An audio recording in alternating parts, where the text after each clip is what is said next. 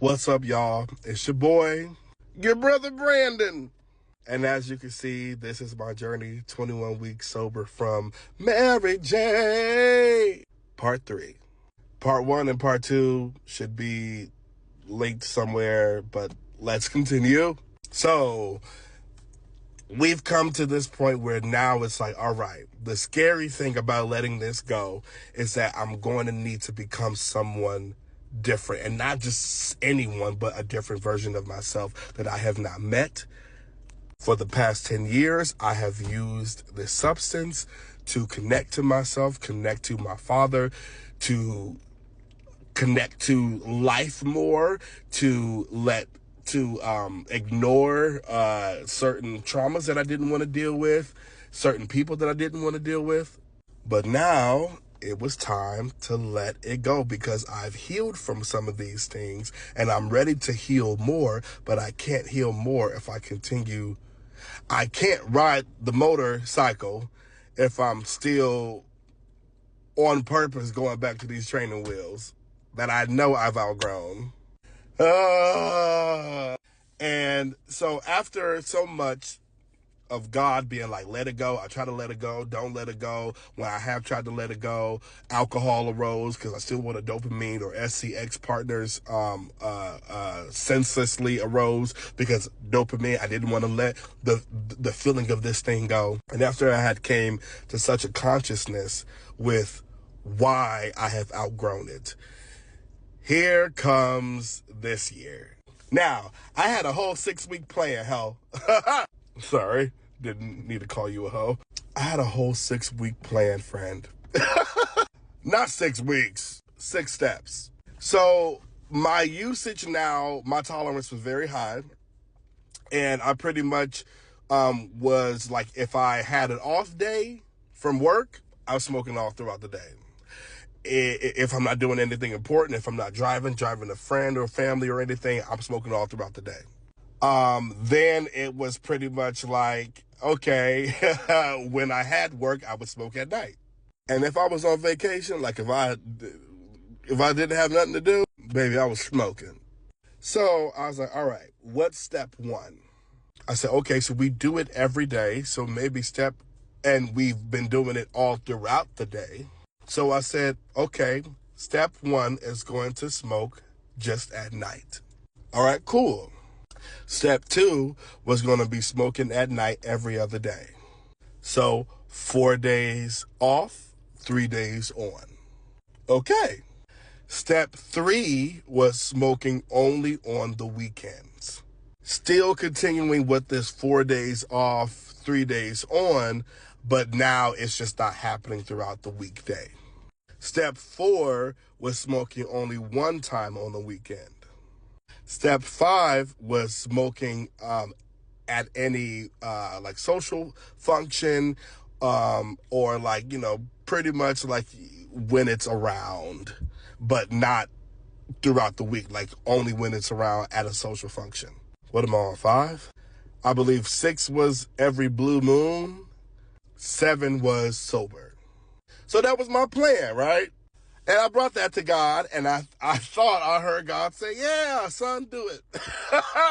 But then time goes on, and I was, weaning myself off, which again was hard because my tolerance was high. I was doing it every day.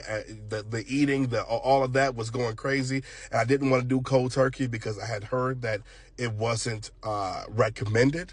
So I was like, I'm going to just, stick with this and wean myself off. And I was like, all right, I'm going to like continue to do these steps for like, at least for a couple months before I completely go like, all right, let it go. And I was doing the 4 days off, 3 days on for about a month and some change. Then February 20th comes. And there are only a couple times in my life where I feel like I've heard God's voice in the loudest, clearest way. Like I hear from God by hearing from his word, my angels, how I talk to God and whatnot. But there are some times where everything stops and God just grabs me and it's like, look. And so that was February 20th. I watched the video, and this video contained things that only me and God have talked about. Only things that me and God have spoken about. And I was like, okay. But God, and I was frustrated, babes. Frustrated. I was like, God, you want me to do this now? Like, I've been weighing myself off. I have my plan. And I was like, I am sacrificing. I'm doing the thing. But then I heard the line that said obedience was better than sacrifice. And I was like, yo, okay. Mind you, this is 4 days before I go and do a job in Oregon, in Ashland, Oregon, where weed is legal. It's legal where I am now, but it's legal, and it's cheap. And I'm also about to meet a whole bunch of new people and do this hard job where in the past, I would definitely be using this thing to get through these feelings. Man. But I said, you know what, God, we've been doing this for 10 years, man. 7 years, really, of like you telling me to let it go. And I had heard about Dochi's story with sobriety, and it was just like, it just kept being around. And I was like, you know what, all right, God, you can have it. Oh, girl, I was mad. I wrote a note. I gave God all my anger. I said, you know what? Okay, have it. I'm going to do cold turkey, even though I am scared. I'm going to do it. I'm going to let it go. You can have it. You can have it. Ooh, man. And that's when I began. All right. I took it week by week, and I was like, all right, how am I going to do this? So I thought about some hobbies that arose. Karaoke started to arise. It was something that I could gift myself to replace this dopamine feeling. But I'm going to be truthful. Alcohol then started to arise as well. I was like, all right, now this alcohol is arising. I'm like, what am I going to do about that? I was like, but I'm just going to focus on the Mary Jane right now. And so I just remember like, because I had attempted to do it before, so I knew about the dreams. There were so many dreams that I had where I dreamt that I smoked again and broke my streak and woke up like, oh no, and I was like, oh, was that a dream? Yo, that's crazy.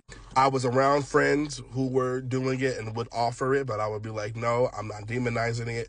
It's all good with me, but like I just don't like I'm good. And at first I was like, I'm just not doing it, but then it became, no, I'm being obedient because I'm still giving God glory. Though I may be having a hard time, I'm still going to bless him and say I'm being obedient. God told me let it go, so I'm letting it go. And it hurt, man, but it was also like, God, you've been there with me at such dark moments. Like, I'm not going to throw you under the bus just because it's uncomfortable. Because I also noticed that there was many times where I was having panic attacks with smoking and like where this was affecting my mind, and I knew that this was not a way to live, but I just couldn't break it because what came up to me was, again, this substance became like a personality for me. So to let it go, and you know, I think growing up in these 20s and at this time, it's like so much gets yanked away, and it's like, you're an adult now you don't have this, now you don't have that, now you don't have this, and like that can be so heartbreaking. I didn't want to let something else go, even though it was going to lead me to where I needed to be. But what I realized was this started to feel like I had a really bad breakup. Imagine this. You have a partner. In the beginning, you are like, oh, am I going to be with this person? And then you get with this person and they make you laugh. They make you feel good. They make eating feel like heavenly. And sure, this person may give you some anxiety attacks here and there, but like, you're like, that's not really big. This person helps you get closer to friends. This person is there with you when you don't want to deal with family, when you don't want to deal with emotions, when you don't want to deal with unwanted feelings. And again, you can tell that this person is starting to rise, and they are starting to almost take the place of God and take the place of things that should be more holistic in how you deal with things. But I know I need this person. You go through the pandemic with this person. You go through breakups with other people with this person. You go through transitions with this person. And now you realize this person is causing you more harm than good, and you gotta say goodbye. And that was heartbreaking.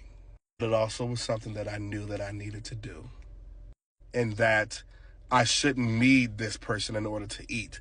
I shouldn't need this person in order to talk to God. I shouldn't need this person in order to live, in order to be. Come back for part 4.